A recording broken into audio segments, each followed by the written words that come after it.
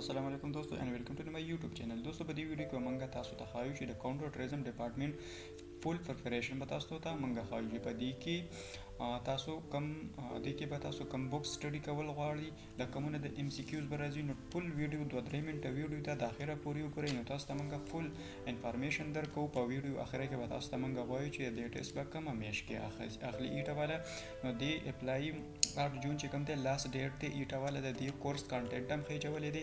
په دې ویډیو کې موږ تاسو ته فول انفارمیشن درکو چې تاسو کوم بوک د دې لپاره کتئ شئ.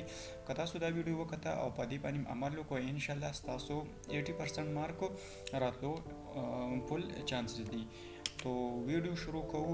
پهله هم موږ د دې کانټینټ خبر کوو ایټه والا د کانټینټ اپلوډ کړی دی. صحیح ده. په دې کې کمیونیکیشن سکل او انګلیش چې کوم دی د 40% پیپر بیسکس کمپیوټر ساينس په 20% ام سی کیوزي جی کې به 15 میثس په 15 او اسلامیک سټډي به داسې. صحیح ده. دې کې پاک سټډي نشته مطلب دا چې کوم تاسو ته په سکرین باندې ښکاري داسې ام سی کیوز به تاسو ته راځي.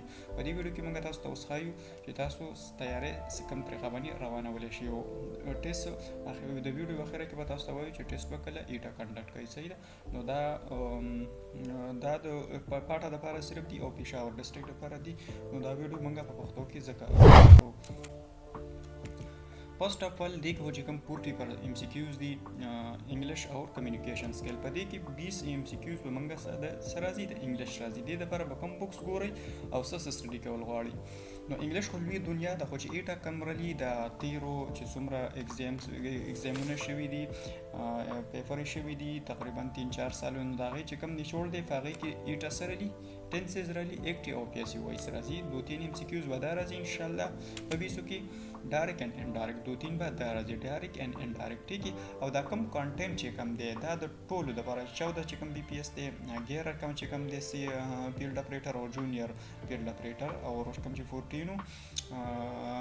سینیئر فیلډ اپریټر ټول لپاره سیم دی ټیک دی.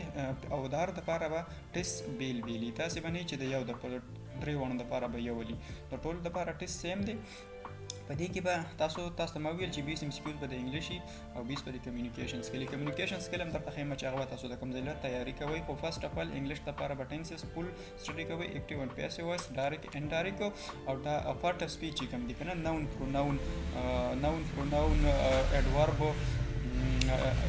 دغه چې کوم دی پارټ اف سپیچ کې کوم آرټ راځي کنه دغه به ټول فول سټډي کوئ هغه چې کوم دی صحیح سټډي وکوئ او صحیح ده. د انګلیش او صحیح ده د لپاره تاسو بوکس اوس کوم سټډي کول غواړئ. صحیح ده. کچا سم ټریجر اف نالج سیکنډ ایډیشن یا تھرډ ایډیشن دی هغه چې کوم د انګلیش پارت دی هغه ماست سټډي کول پکار دی. صحیح ده. هغه ده مس نشي. صحیح ده. چا سره ټریجر اف نالج په سیکنډ ایډیشن تھرډ ایډیشن نو د انګلیش لپاره هغه ګوري ډیر زبردست ان شاء الله 20 کې 15 16 17 پورې ام سی کیوز بس تاسو دغه نه کور شي. او به سیکنډ نمبر چې کوم 20 ام سی کیوز دي کې کمیونیکیشن سکل دی. کمیونیکیشن سکل د لپاره سبق سو خو زما ذهن کې نشته دی خو په هل تاسو د نیټ لم سټډي کولای شئ او زما یوټیوب چینل باندې ویډیوګانې شته دي کمیونیکیشن سکل لپاره ریپیټډ کوم چې 8 او ان ټی اس کې مخکې راغلي دي دغه لپاره ما 2-3 ویډیوګانې خېجولې دي. نو تاسو زما چینل وزټ کړئ پلی لیست ته لاړ شئ پلی لیست کې لاندې به ګورئ کمیونیکیشن سکل چې کوم پلی لیست هغه کې هم کتئ شئ او زه به تاسو ته لینک هم درکوم د کمیونیکیشن سکل والا. نو هغه تاسو 2-3 ویډیوګانې دی وګورئ ان شاء الله چې تاسو به ډېر ام سی کیوز ته دغه نه کور شي او دې سره تاسو به ګوګل باندې کتئ شئ ګوګل کې سمپل سرچ ورکړئ کمیونیکیشن سکل ام سی کیوز نو تاسو ته ډېر شي ویب سایټ کولاو شي کوم نه ګورئ او ګورئ. Third number باندې راځو اوس بیسکس کمپیوټر ساينس ان آی ټي. صحیح ده. 20 ام سی کیوز د ټیک ده. نو د لپاره په تاسو څه کوئ د لپاره فرست اپل تاسو شارټ کټ کیز لکه ټیک ده کنټرول ای سره لپاره راځي سلیکټ ال لپاره راځي. نو دا هو چې بیا زه تاسو ټول یم ویډیو وټی کو شارټ کټ کی به تاسو ضرور لازم یادوي ټولي. صحیح. تقریبا 15 25 30 پورې شارټ کټ کیو چې کوم دا سمپل دی دا خو یاد کړئ 2-3 ام سی کیوز د دې لمرتلی شي.